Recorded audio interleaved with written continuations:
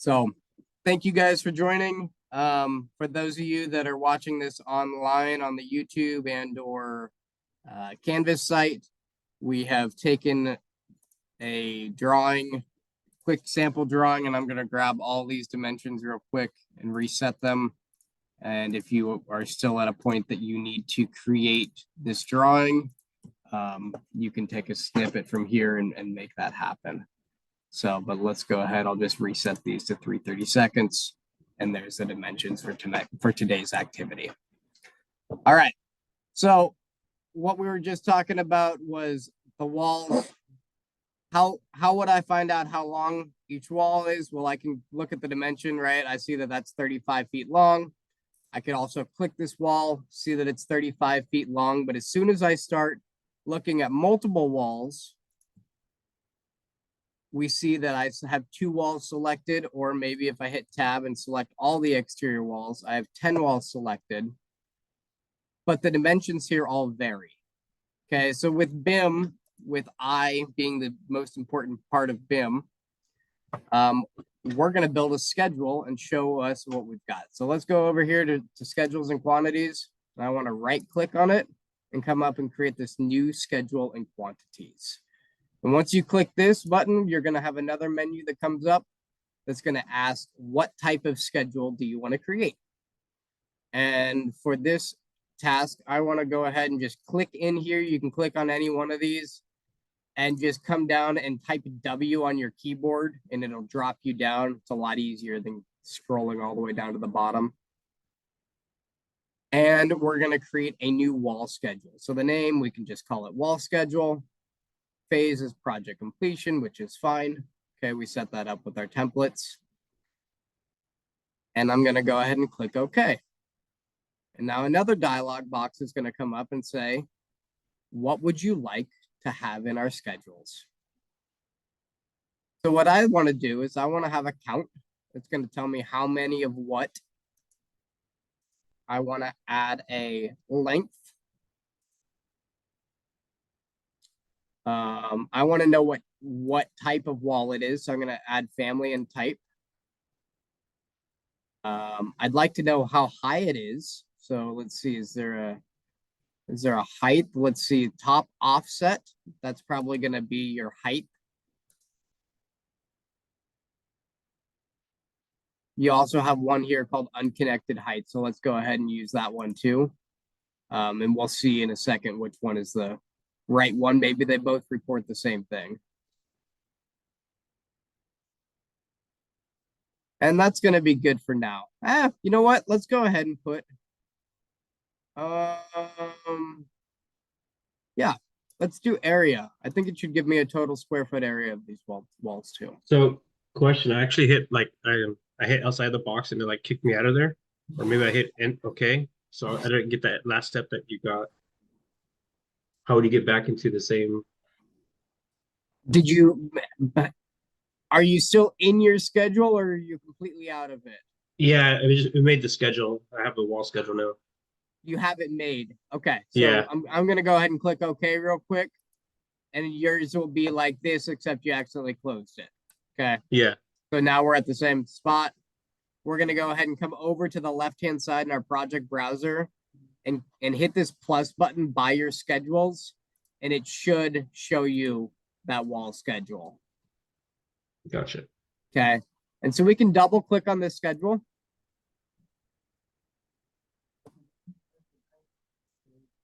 The top offset isn't. So that's what so I didn't know which one was going to be the right one. Okay. So if top offset isn't an option I want, I can right click on this and go ahead and click delete column. So this is kind of cool. It kind of shows me some useful information. However, what's missing?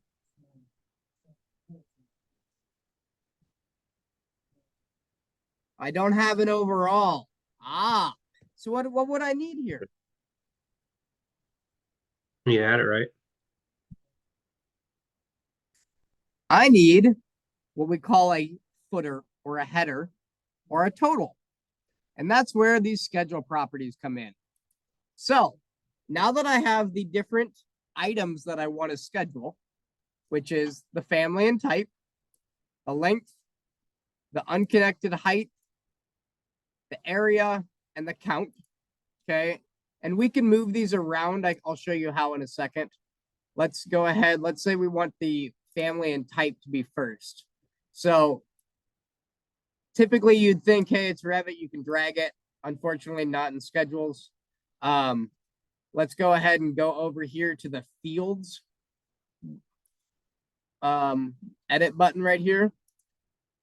And the order that these appear in is the order that these schedule in. So if I take this family and type and hit this move parameter up and make it the very first one, when I click OK, it's now the very first parameter that I see. Okay, so you can order them in any way that you want, utilizing what field order they're in right now. So I'm going to go ahead and use count kind of as my last. I'll use length, height, area, and then count.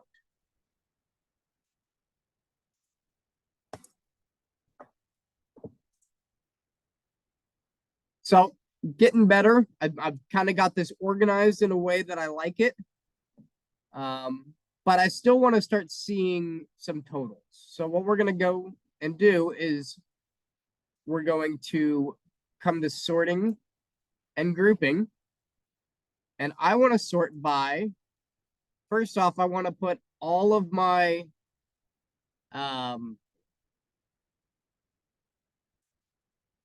I guess we need to talk about what we want to accomplish here, because that's the biggest thing about schedules is when you're setting up a schedule, what are you trying to overall accomplish? So do we want to know the overall length of all of these walls and know the length of them individually, or does that matter to us?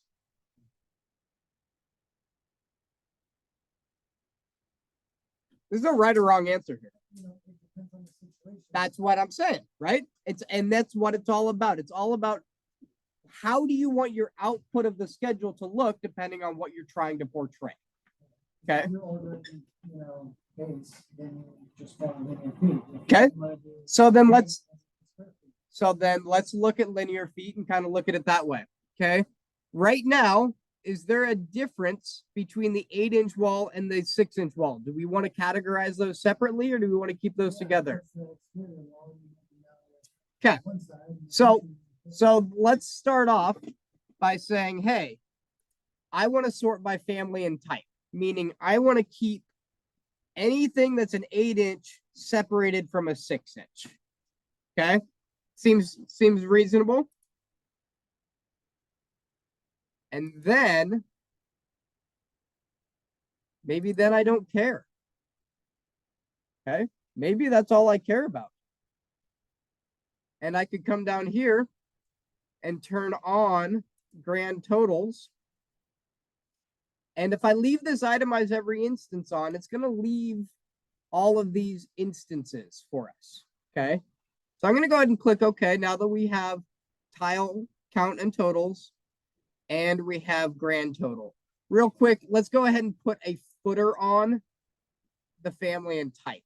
So you'll see what happens in a second, but let's click this footer button and put on, let's just go ahead and do count and totals for the footer. So click that drop down and we're going to go to count and totals. And then for the very bottom, we'll do title, count and totals, and then grand total as well. Does anyone need another minute with this screen before I click OK? Awesome. Thanks for thumbs up. I like it because it just makes sure that we're all together. Okay, I'm going to go ahead and click OK, and we're going to watch and see what happens.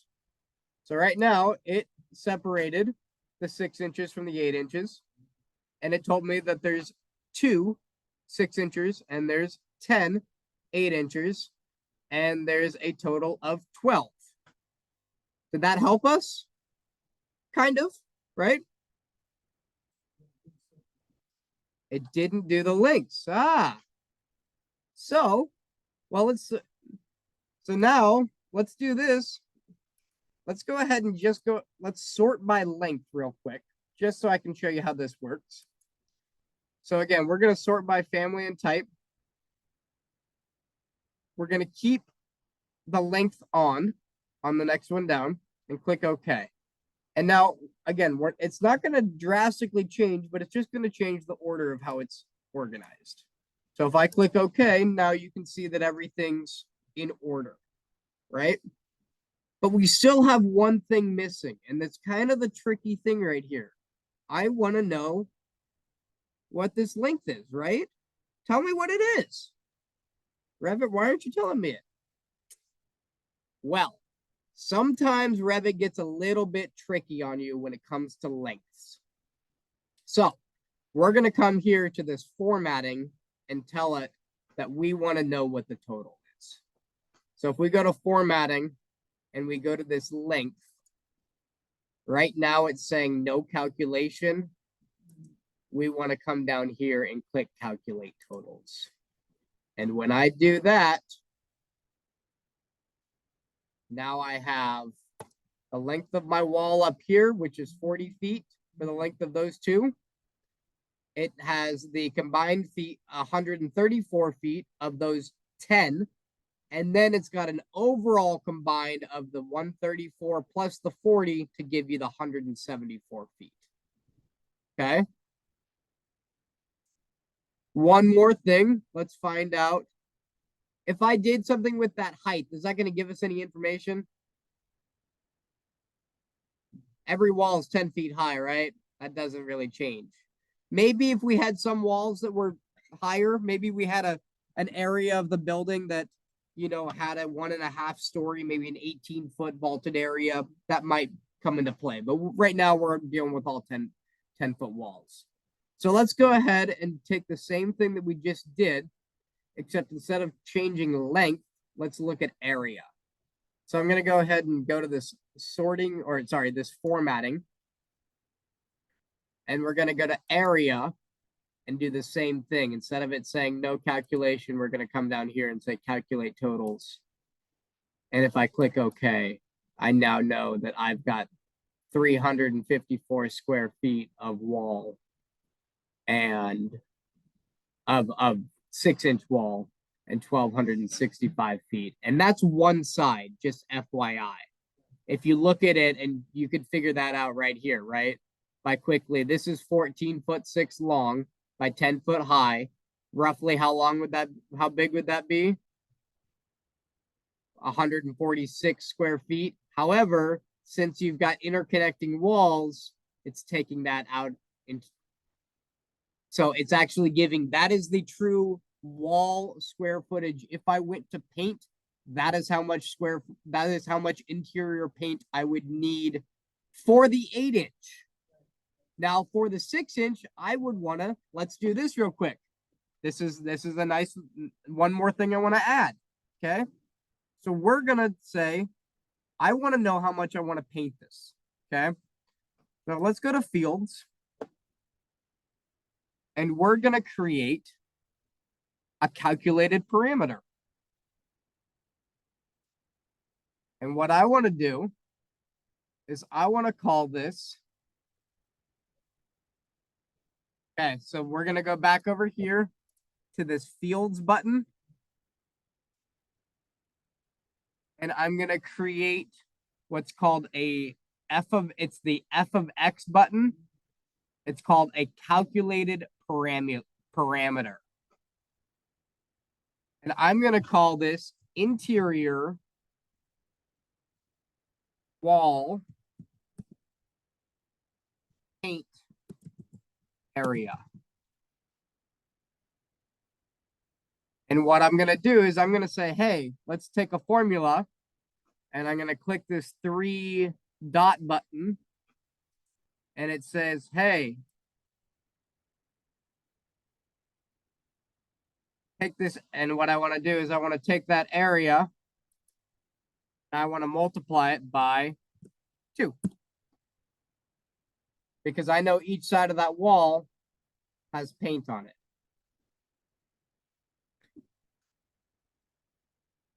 Okay. When I click OK, it should pop up. And if I click OK again, it should now show me. And so I could find out, and I don't want to necessarily apply that to all of them, right? I want to pick and choose. So I would apply that to just the interior paint area, and then I would do this, the other one, use my exterior. And I do that with fields. And so that was a fields, and that was what's called a calculated parameter. So it uses a parameter that you already have, and then you can add a multiplication to it or multiply it by something else. So do you edit it to get it to be equal to second? How would you edit it to only affect 64? So, you would, well, Oh, you apply the. so what we would do realistically is you would build two schedules. You'd build a schedule for interior, and I would say family and type equals 6-inch interior. And it's gonna say, here, let's do this real quick. Okay. Another cool thing. So right now we've got one wall schedule, right? Okay. I want to come over here to the left-hand side where it says wall schedule, and I want to right click.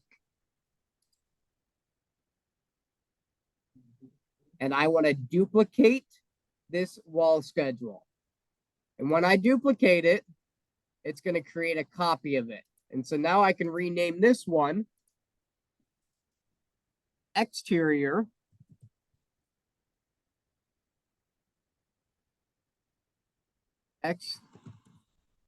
Exterior wall schedule.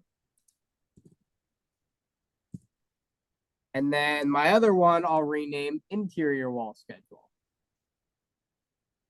Right now, they're the exact same thing. And so they're going to behave the exact same way. If I click on interior or if I click on exterior, they both show the same thing. They both show 6-inch and 8-inch walls. They also both show the interior wall paint area. Okay, so what I want to do is I want to go to the double click the exterior schedule. And I want to go to this filter button. And so this is the cool thing about Revit is now I'm only filtering right now based on the family. So I'm going to filter by family and type. And I'm just going to go ahead and say equals. And it says, hey, we've got two options here. And I'm going to go ahead and say that this equals the 8-inch one because I want this to be my exterior wall schedule. So now it's only going to schedule 8-inch exterior walls, and I can remove that column for the interior area, right? We don't need that anymore. We know the square footage now.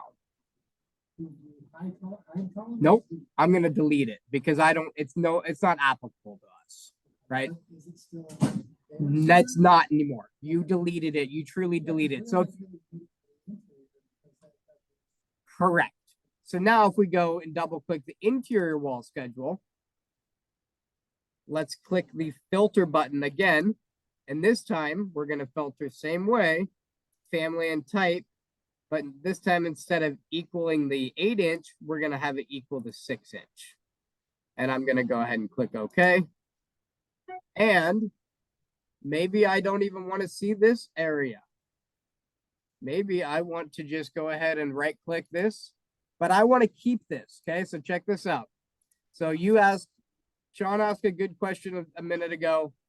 I had the exterior wall schedule. I had another field that said interior wall paint area.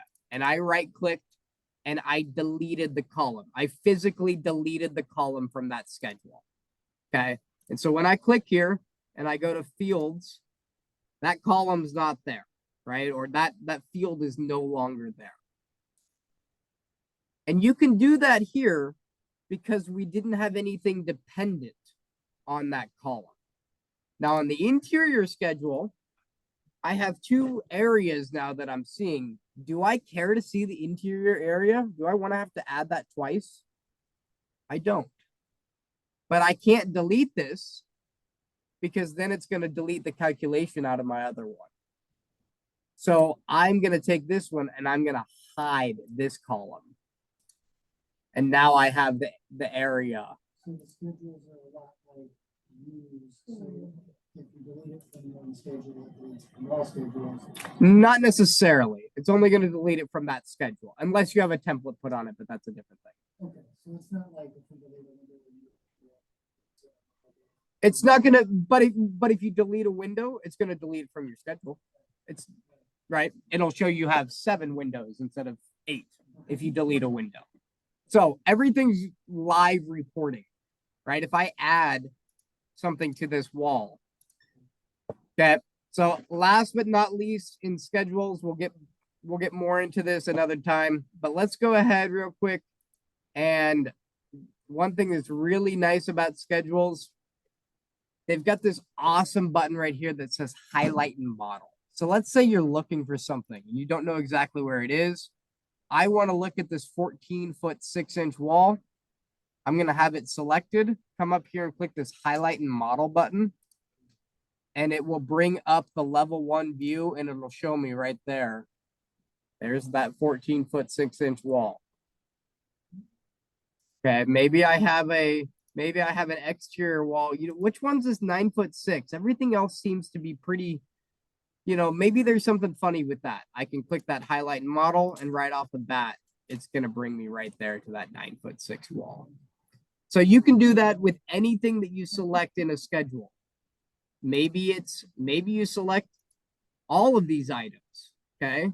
And you can't grab the whole thing, but you can grab, I can do this and hit shift and grab all of those. I can't click it from the column. I can't grab it from the header like that, but I could grab all of those. I've got 10 elements and I can highlight and model, and it's going to highlight all of those elements. So really cool for when you need to find something. I use schedules all the time. Maybe I've got an outlier and there's, a few things that are missing and I can't find them, but I can schedule them. They're in the project. I can get to them. So how do we use this to like build a lumber package? To build a lumber package, excellent. So are you talking for like framing and that kind of stuff to actually? Yeah. So what we would need to do is then start looking at,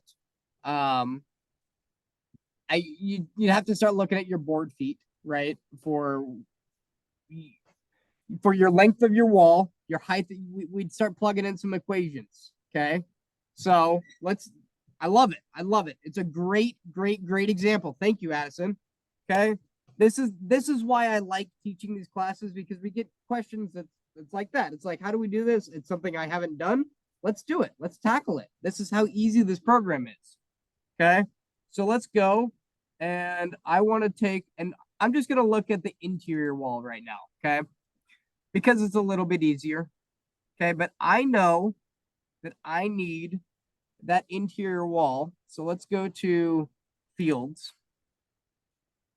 And I want to create, let's see. What we want to do, and I'm just going to get you a length, because there's a bunch of different ways we can do this. Realistically, what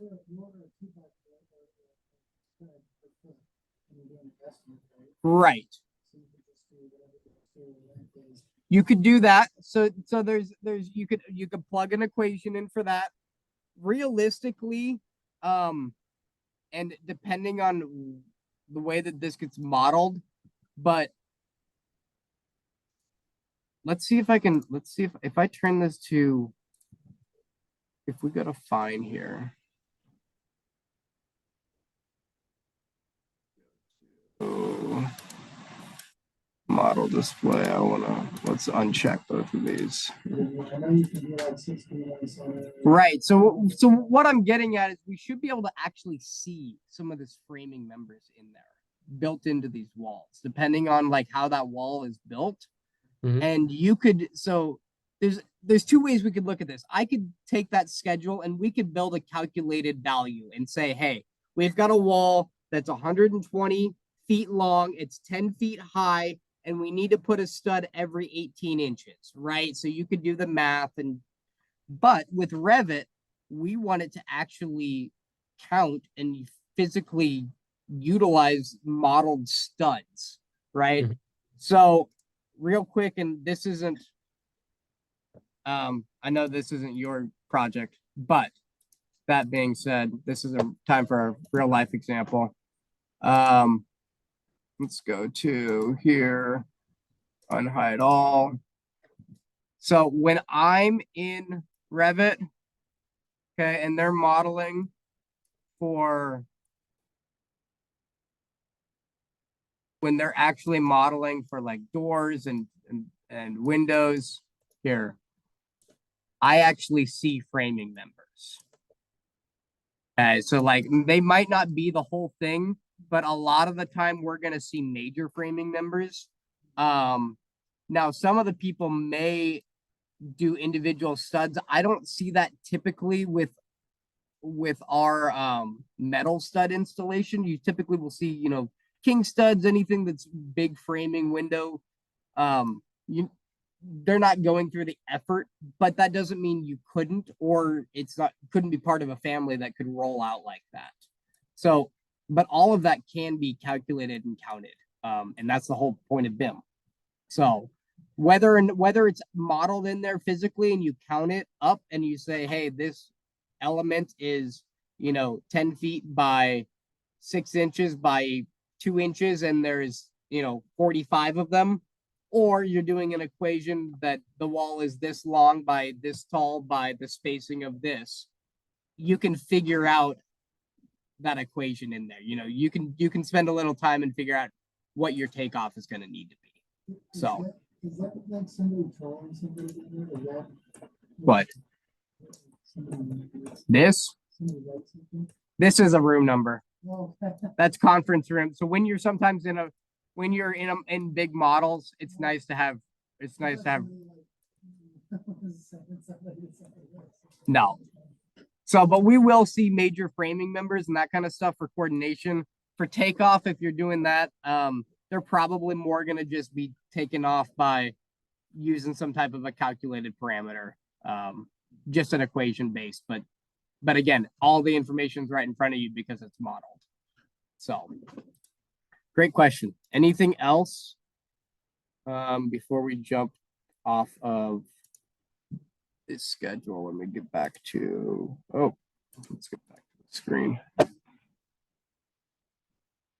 I was going to see what I can see on these walls. Let's see if we can see.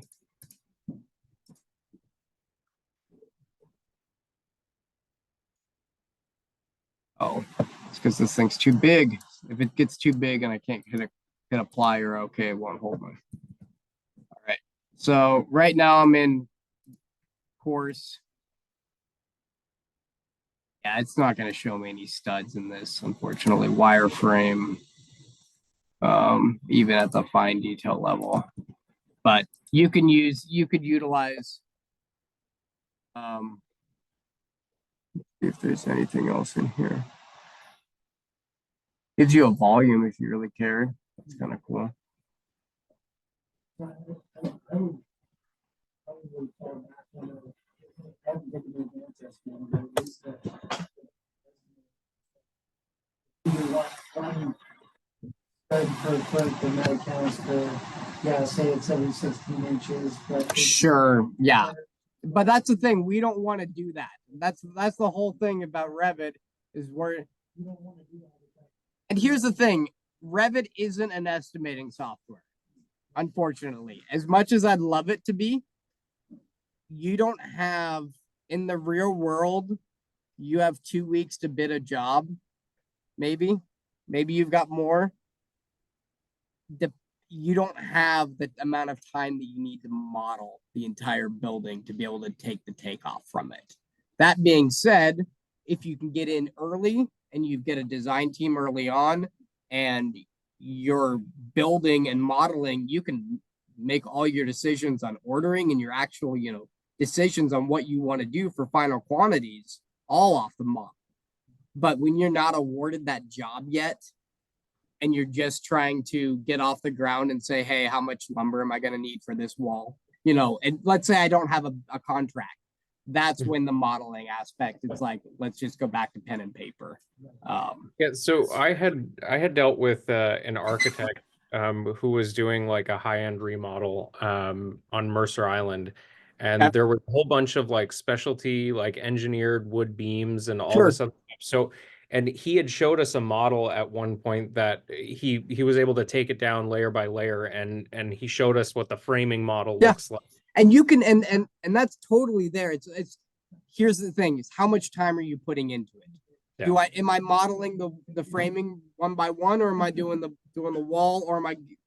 It also depends on the third architects and people that are doing that kind of structural stuff. They have third party add-ins. That's I can say, hey, I want to draw this wall with this spacing with this stud, draw it out, and then that's already placed for them. Gotcha. So what we're seeing out of the box, and that's the other thing. I just placed a generic. Let's look at like an interior. See, it still doesn't have any framing to it. Mhm. Even when I do. Kind of. Okay. But you can see the level of detail can change depending on what type of wall, how much was modeled. And these are all just out of the box families. There are, yeah. Hopefully all these will be working. So chances are is that was like the third party add-on for engineering that Probably totally could be a third party. Yeah. And it could be something that they were doing themselves that they, had modeled. Again, it sounds like from the sounds of it is a high-end house. They're going to have some high-end stuff. Yeah. The add-ins that you're talking about are realistically pretty cheap. Okay. Like the add-in that I use for myself for like electrical for the entire year, I think cost me like maybe $750 for the year. Okay. Yeah. And so I mean, which isn't it's something, but like if that one purchase can save 20 hours anywhere or do something, it's a no-brainer. So and that's what Revit has there was a 130-foot engineered wood beam that was it a glue lamb? Yeah. Awesome. As incredible. I've never seen anything like it. What does a name Jeff Filler ring a bell by any chance? Okay. No. So there's a guy who taught over at he taught at University of Idaho. He also taught at WSU. I took a couple classes from here. He was a structural guy. One of the top 3 glue lamb experts in the world. Like he was flown to Asia every 2 months to go do some brand new, and we're talking glue lambs that are like 20 feet in beam depth. Dude, this is some engineered lumber. Anyhow, that guy was a nut, but he has some very high-end stuff all over the state with these. So you say 130 foot, to be honest, I almost guarantee that guy was involved on that project. Really? Yeah. Wow. And that's cool. He's got so much throw when it comes to the glue lamb industry, and it's pretty cool, especially custom. Like he's all about the one-off custom, and like there's so much math that goes into that glue lamb. Right. It is unreal. So the math of glue, not wood alone, but just the math of glue is insane. All right. Enough about glue lambs. All right. So anything else real quick? I know we kind of touched base on a bunch of different things, looked at the schedules. I don't really want to throw schedules on a sheet. We can do that later. Okay. All this information can be laid out on a sheet, nice and neat. So you can look at the drawings. You can look at your 2D view, your 3D views, your schedules. We can worry about doing that next week when we can start saving things again in class. I do want to go over, let's go ahead and take a quick, let's call it 7-8 minutes, maybe 7:30-ish, maybe 2 minutes prior. Okay, take a little 5-minute And then we'll talk a little bit about the homework in 4D and 5D BIM, and then maybe get out of here a little bit early tonight. Hey, Graham, Yes, I have a question. please. Adding my exterior door and exterior windows. Okay, So awesome. when I do that, it tells me, Here, why don't you share your screen? okay.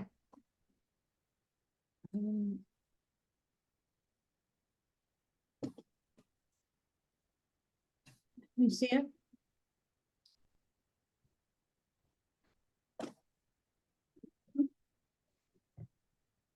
Can you see my screen? I can.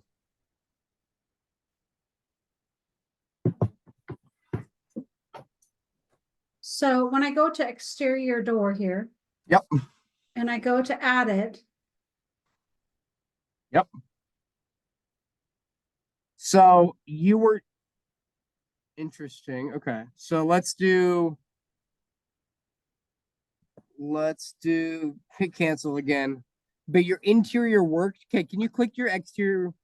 First off, hit tab for me. tab. Tab. Hover over that wall and hit tab. Weird. I don't know why those two wall. Okay, hit TR on your keyboard for trim. And then click the very left wall and then the very bottom wall. I just don't know why those aren't connected.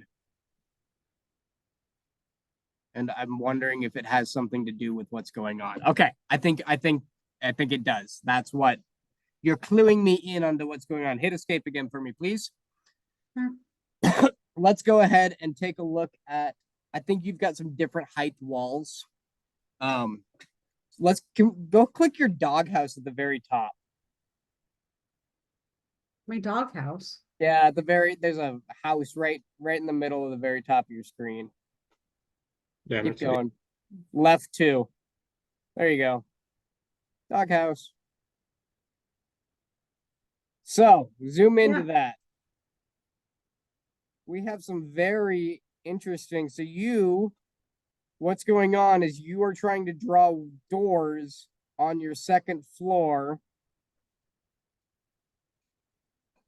but a wall doesn't exist there for the exterior. So your exterior is all drawn on your first floor, it looks like. And somehow your interior wall got placed on a level above it. Right. So if I go here, that's maybe why this is dark. And that says level 1, base offset 0 inches. Scroll down on the left-hand side on the properties. Sorry, that's your project, right? Yeah, right there. So up to level 2. Okay, so let's go ahead and click the other exterior wall. Ah, so you've got a base. Okay, so let's hit tab. So hover over the entire wall and hit tab for me. There you go, click. Oh, try that again. And now if you click, you should select all of that. There you go. So now you see where it says base offset -10? Go change that to 0. I don't know how you dropped yourself down 10 feet, but you're underneath the whole in building. basement. The top of the wall is lower than the base of the wall. Oh gosh. Okay, hit cancel. So scroll I have to down. go through each one. No, we're gonna do it. I can't. Let's see. I really Can you- screwed it up, didn't It's all good. I don't know why you got down there though. Can you just do one? I think if you do one of them, it's still gonna give you that error. I think we need to make it taller. Yeah, you're still gonna get that. So let's do this. Let's select all those walls. So hit tab again. If you just hit tab, if you hover over and hit tab, there you go. Now click. There you go. So now on your properties, scroll down. And let's go back up just a little bit. Let's see if we can change the top of it. Top offset Let's go ahead and change that to like 5 feet.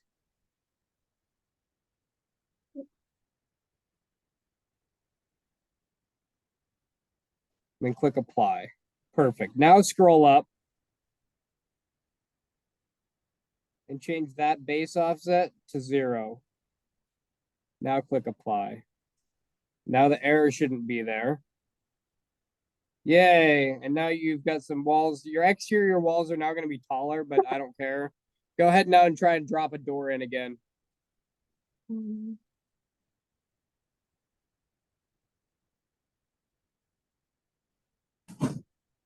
There you bam. go.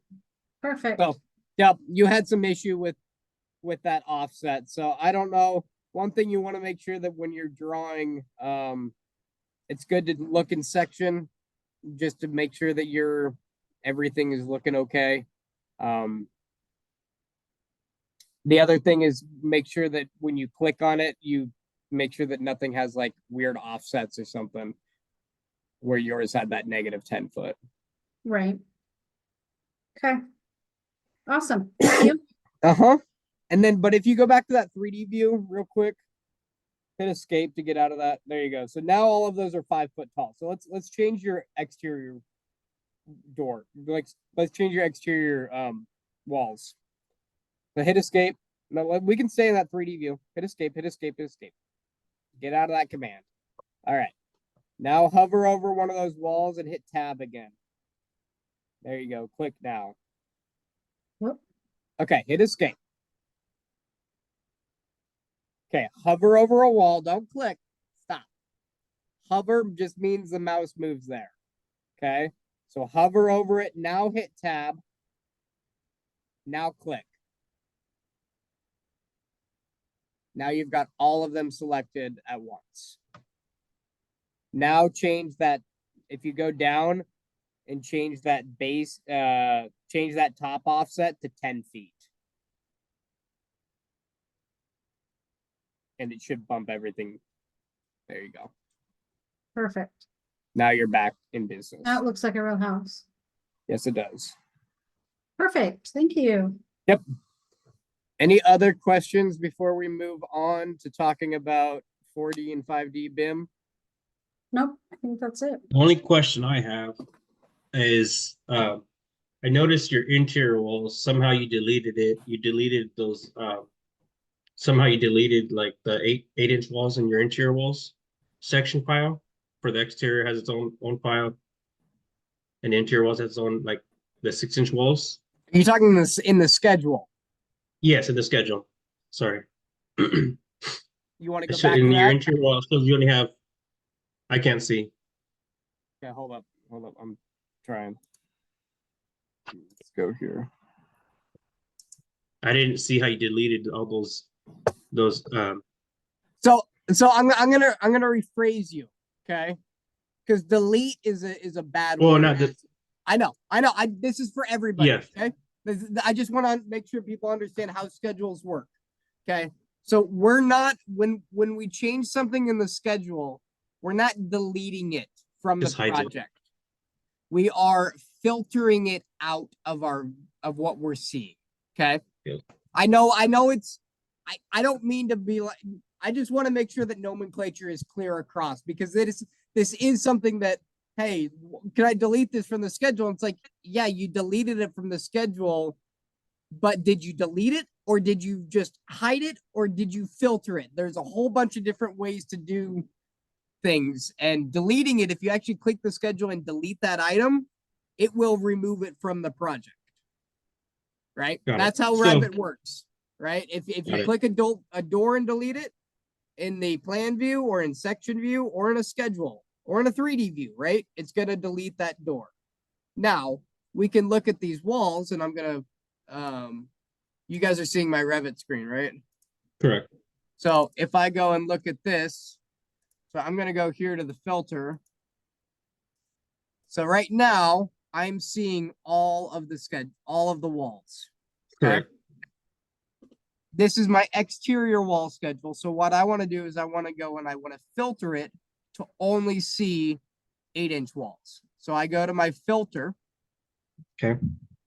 And I say family and type. So the type of family, it's Okay. so the family is a basic wall. The type is generic 8-inch. Okay, so the family is wall, the type is 8-inch. So I'm gonna say the type equals 8-inch wall. Okay.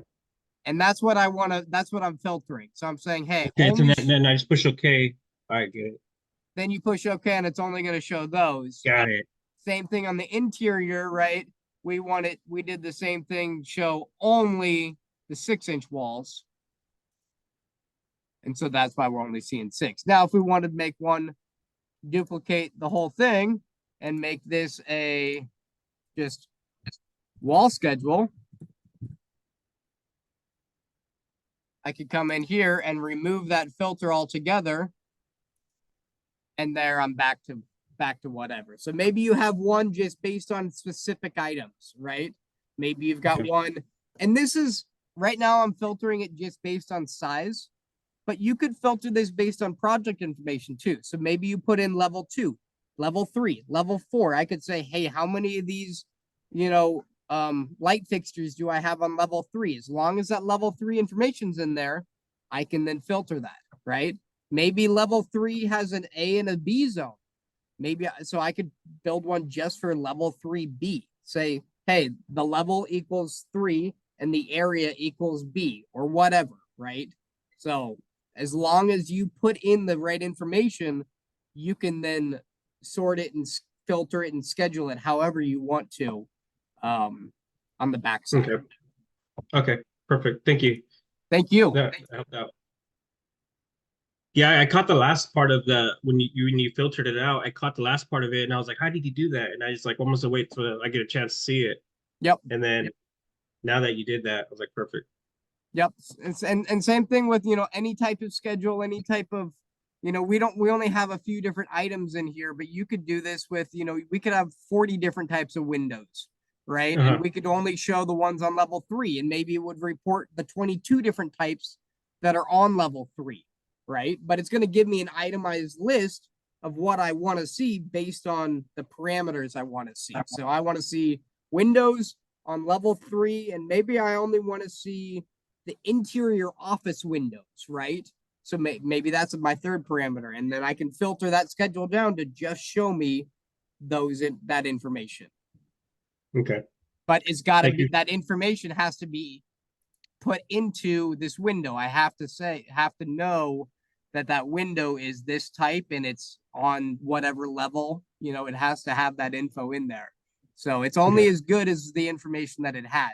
If you're a lot of this stuff is inherent to the family, but if it's something that you're actually like scheduling out for a project and you want to like say that this is zone 1, this is zone 2, this is zone 3, and we've got 10 levels. Now I got 30 different areas, right?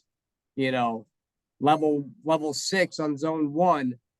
Maybe I go to that view and select everything in there and say this is on level 6 zone 1. So then that way when I schedule it, it will come up. So a lot of times we'll do that on the back end. We're not worried about putting that information in when we're modeling, but when we're trying to look at what we're going to schedule out, we'll come back and say, hey, all of this information is inside of these items in this area. Yep. Okay. So now I can confirm that when I go to schedule it, I'm going to see all of those items, right? Because if I told it, hey, everything on level 6, but level 6 wasn't filled out, or check this out, it said level 3 with a 30-foot offset. It's scheduling to level 3 because it says level 3 in there, but that offset's in there. So like you got to make sure that the information's right. So there's still manual components to it, right? So, but it does a very good job of keeping us honest and knowing what we're looking at, and it's reporting what the model shows. So, whereas AutoCAD doesn't really report any of that type of stuff. You could click something and say how many of these are there, and it will bring up a properties and say I got 82 of them. But that doesn't give me a whole lot of information to like be able to relay to someone to package together and say, here's all of the fittings and here's all of this and all of this that you need. Where if I'm just right clicking and saying, select all of these, okay, I got 52 of these nuts. And then I write that down on a piece of paper. That's You know, that's a lot of time. So we need to utilize the schedules is ultimately what I'm getting at. It's just cool. I like it. It is very cool. That's why is I very- like it too. All right, let's talk a little bit about 4D and 5D BIM. So for those of you, which is everybody except Sean, I think. Oh, we got one more. Yeah, I can't see you. I'm sorry. Screen's in my way. If you go to the modules, I've posted 2 videos. I'd like to watch those. I think they're both about 5 minutes long, and then have a quick discussion, and then probably call it around 8 if that's cool, because we can't do any work in our templates, and I don't want to just keep going over the same stuff. Without we will, yeah. For tonight's assignment, you guys can go ahead and just take a snippet of what you've got tonight of this, wherever you're at. Again, I don't, if it's perfect, great. If it has some imperfections, if it doesn't have some, you know, some doors, whatever, maybe, you're like Carrie, who one of their walls was offset and couldn't add a door, right? You're good. We fixed it, right?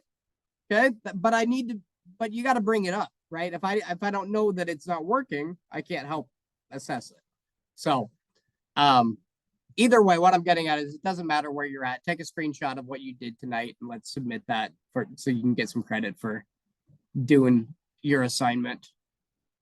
But yeah, let's go ahead and we'll migrate over to the modules. I'll pull this up for Sean and I. But we've got 2 videos, this 4D BIM.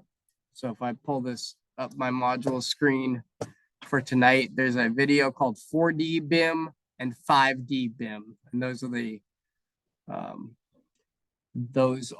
2 videos I want to look at. So we're going to watch 4D first.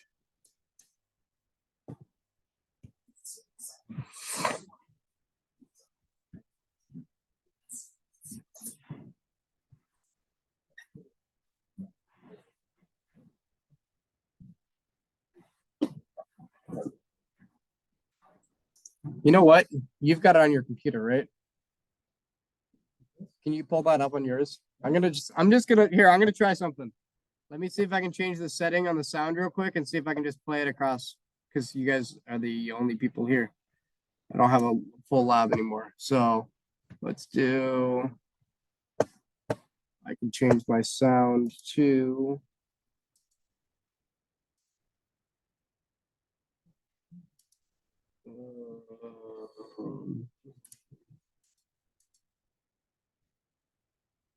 sound. Let's do this. All right. Does that work for you?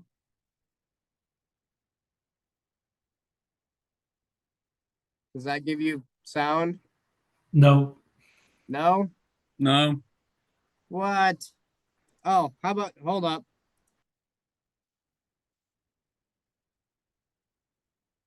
That gives you no sound? Well, sorry, I tried.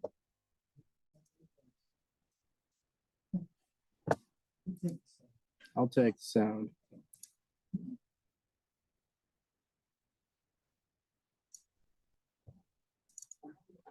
More detail, and for those of you right at the beginning, it's important to understand. All right, we'll start this over. So, what on earth do people mean when they say 4D BIM? Well, it's approaches that can add a lot of value to design and construction, saving both time.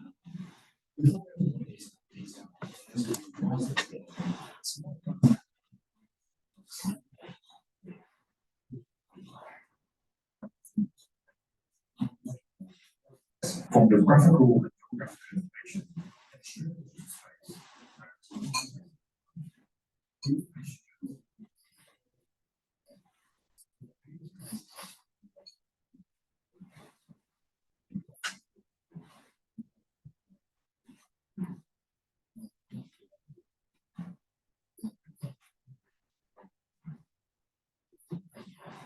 That's 4D BIM.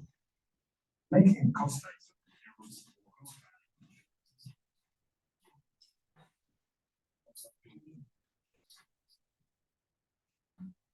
you can learn more about both of these areas.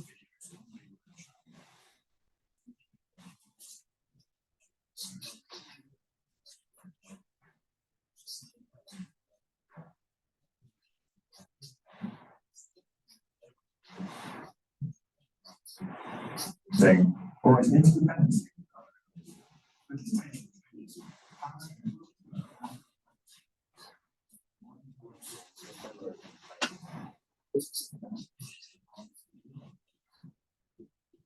More representations.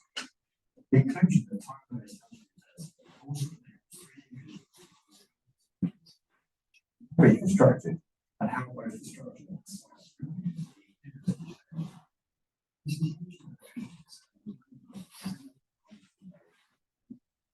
Sites. With program and visual information.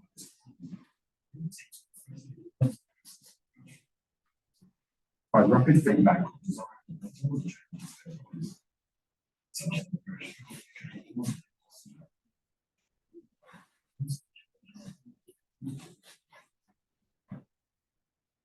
Its construction sites are expensive to run and represent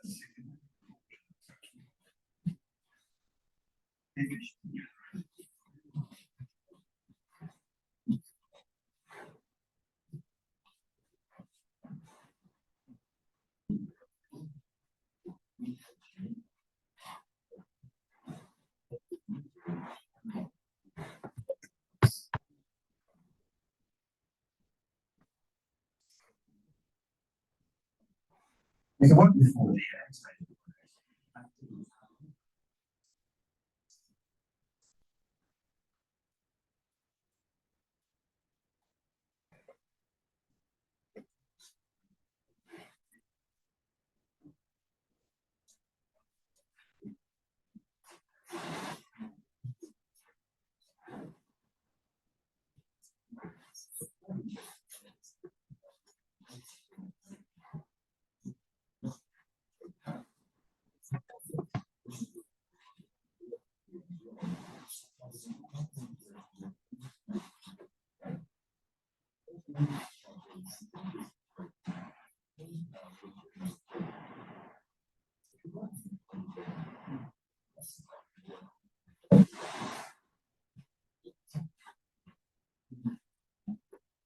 the way of working, or perhaps build it.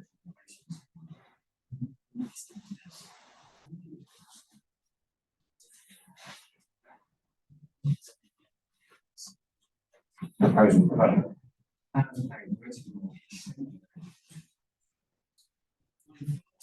Feedback on timescale. Value and the whole more spaces.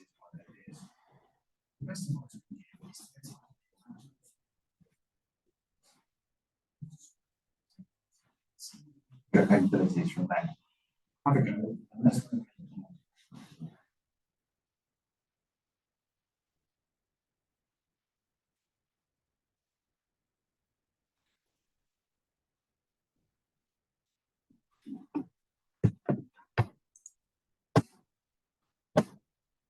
All right, can you guys hear me? Yep. Did you make it through the 4D BIM? Almost 30 seconds.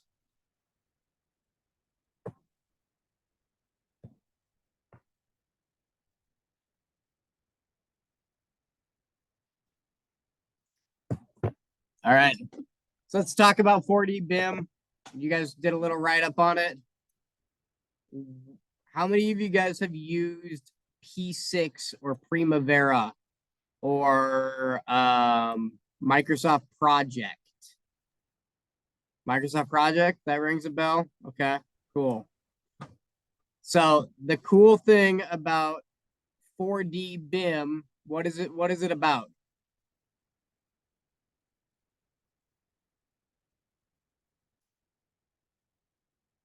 It's about time, right?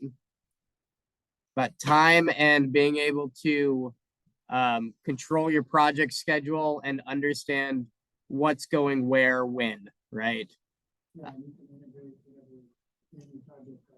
So if there's some time frames, you can utilize different project sequencing. So I changed one of the first things that I'd made sure that we all did was change our pretty much everything in this project to be phase created to be the project completion.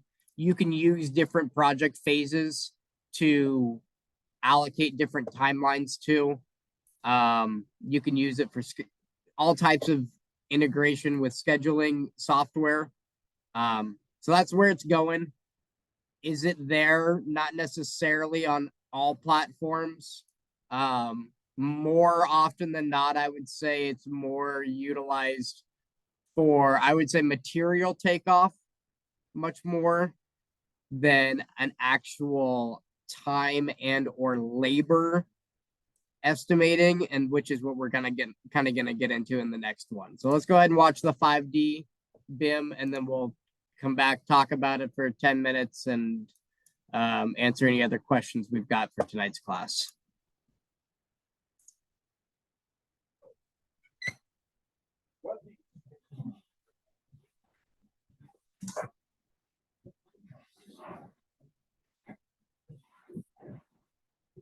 And talk about 5D BIM, explaining what it is.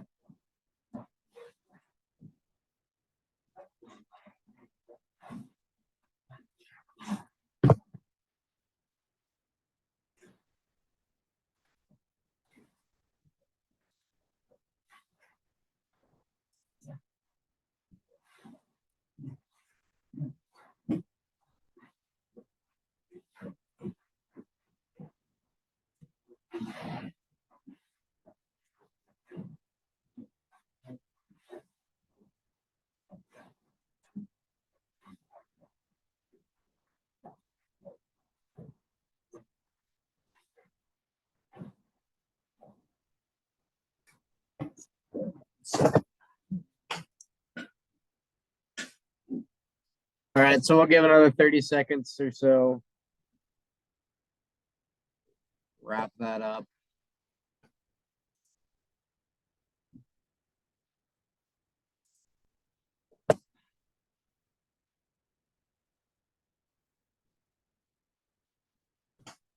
So 5D BIM in a nutshell, you're talking about cost, right? You're talking about not only cost to maybe start the project, maybe you can break it down. The coolest thing about BIM, what did they say? And this is my saying all the time. Garbage in equals garbage out. Okay. If you don't put the time up front, if you're not, making sure that your data is what you want to spit out later, and you're going to have to go back and try to, deal with that and mitigate it. Your model's only as good as the data inside of it, period. So if your data is crappy, let's say that you are utilizing, some third-party add-in, and I won't mention names or anything, but there are add-ins out there, and maybe they're good, maybe they're bad. I'm not going to really talk about the cost. They've got, does everyone know what RS means is? You guys heard about that? So RS means is used for construction estimating. It pretty much gives you an average cost for labor, cost for material, just kind of gives you an average of what things should cost if you bid against somebody apples to apples, right? Maybe you've got people that can install faster. Maybe you've got, some terrible people. I don't know how long it takes, right?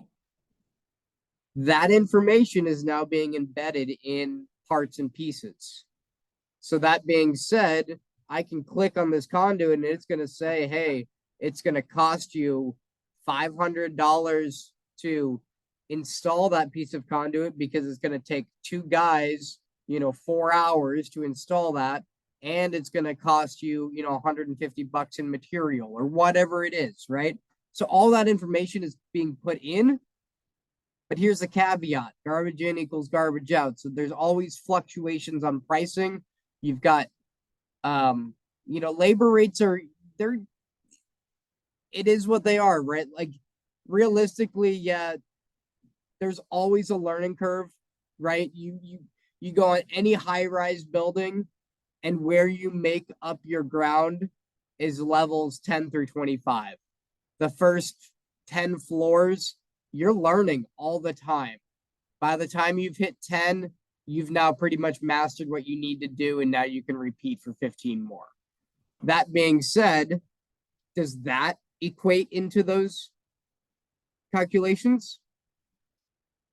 So that's where it's out there, okay? But I don't want you just to think, hey, it's magic. It's gonna be the catch-all, be end-all. We'll just put it in BIM, and it'll tell us how much it's gonna cost. Well, yeah, you can kind of do that, but you still got a lot of factors at play. So the better, maybe you've got historical company data that you guys are really good at doing form work, and we're beating the rate by 20% every time. Maybe we plug that in and we start to use our own numbers. We stop relying on something else that's giving us a third party piece of information that may or may not necessarily be accurate to our team. Okay, so it's all about your team, what information's inside of there, where you're getting it from. So is it helping? Absolutely. But it's always being refined. And it's something that's not, it doesn't happen overnight, and it changes. It's always in fluctuation. So I think we're getting better and better at getting these 4D and 5D BIM applications and utilizing it up front. The biggest thing is, if you don't necessarily utilize the 4D and 5D up front, can you try and come back later and utilize it? Maybe, maybe not. Again, it's all based on how good that information was put in at the beginning. Okay, and what information was available at the time. That's half the battle right there. Is your set of plans at 95% CDs? Are they 100% DDs? Are they 100% CDs, right? Maybe you're at 50% CDs and things are still changing drastically. Okay, that's always going to affect how your how these labor and the costing is going to play into the project. So that being said, it's coming into the industry. I think it's awesome, but I still think that there's a lot of company and historical data that can't be just thrown out the window because you now have this new magic tool. Right? Yeah, I've just been on a lot of projects where they say, well, this is gonna take X amount of time. It's like, well, to me, it seems like, okay, well, that's for a group of professionals that build garbage enclosures for a living. Right. You're sending me, a somewhat experienced carpenter and some other idiot out here. We're not gonna get it done in the Right. time. Right. Like, or are you sending two guys that have done these, all day, every day, and they can bust it out, and not only can they beat their time, make their time, but beat it, and you're out of there. And so I think realistically, the best that we can really do is be as accurate as we can on the material side and the counts there. And as that data continues to get better and better, we continue to plug that in and see where it takes us. But realistically, the best you can do on the BIM side is the modeling aspect of it, plugging in that information up front, categorizing things so that way you can sort them, schedule them. All that's huge, because anytime you have to go back, it takes 3 times as long. So, any questions, comments, concerns, anything you want to learn before we leave tonight, or hang out? I don't care. I just don't want to. I have another 45 minutes to work on templates, but we're not going to get to do that tonight because you guys can save them, but we can't in lab, and that's not fair. So, I will get the lowdown on what's going on with the licensing and try and hopefully get that resolved prior to next week. So.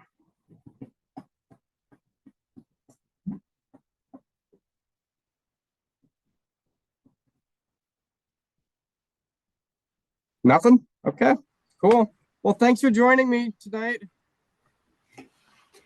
We don't need to save the project you- we did, just a Don't screenshot. just a screenshot and make sure you submit your screenshot. Yeah, there's nothing to save because again, there's nothing we can save in here. And next week we're gonna do the same thing. It'll be a little bit more complicated. That'll be the introduction pretty much for the next little bit to kind of get you warmed up, get you going. It'll be a little different every time, something new. Next week, maybe we'll look at putting dimensions on exteriors instead of just center lines, right? Add another step to it. But every time you get into this, just being able to utilize the program, draw a little bit, get comfortable with it, it just makes it that much better when you go to do your final project and you want to keep working on it and you're like, I know what I'm doing. right? I know how to make this happen instead of having to figure it out every single step. You're comfortable. So, Perfect. Okay, thanks for that. Have a good night. thanks, you. guys. Thank you. Have a good night. Yep. Thanks. Good night. Good night.